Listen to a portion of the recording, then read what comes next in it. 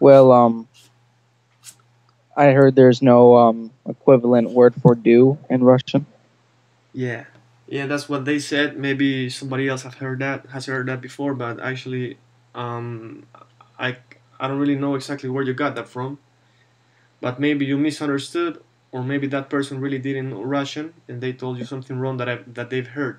But what Russians don't have is the word, or what they don't use is the word to be, and you can just hear it many times when they speak English. They don't say, for example, the car is big. They say car big, car big, car red. They don't say the car is red because they just presuppose it, so they don't have to say is or are. That they are. They just say they great, they big. So they just take away the verb and use the adjective. So they whatever, they men, they women.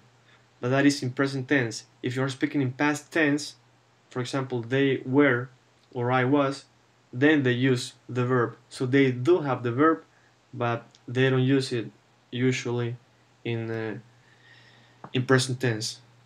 They can use it, but usually nobody does it, and you will not even see it written literally. So that's maybe what they meant when they told you that they didn't use the word to do. Maybe they meant they didn't use the word they don't use the word to be. Yeah. So Um, yeah. this is the program Babble Yak that I was looking at on YouTube. Um, so I mean, maybe I misinterpreted something, but I mean, Sure. as you said,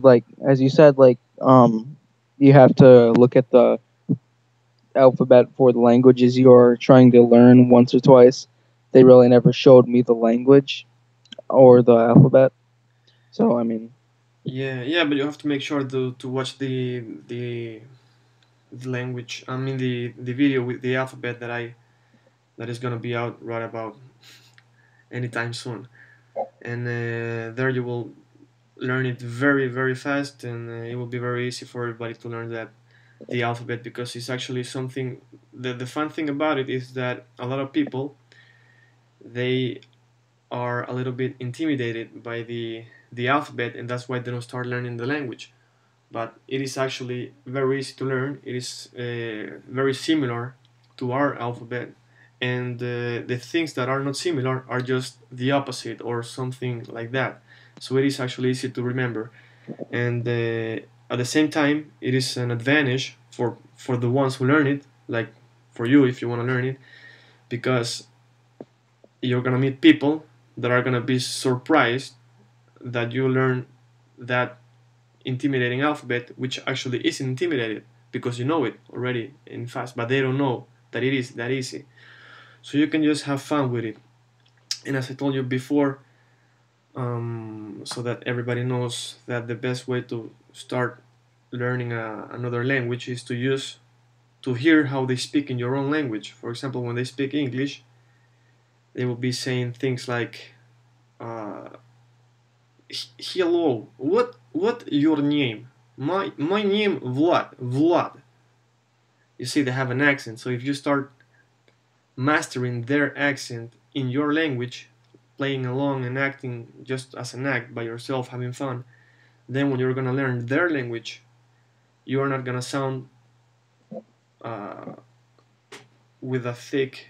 You're not gonna be sounding with a thick American accent, because if you sound like if you have that accent, that American thick American accent, or any other accent, you're gonna be just as funny as they are when they speak with their thick accent in your language.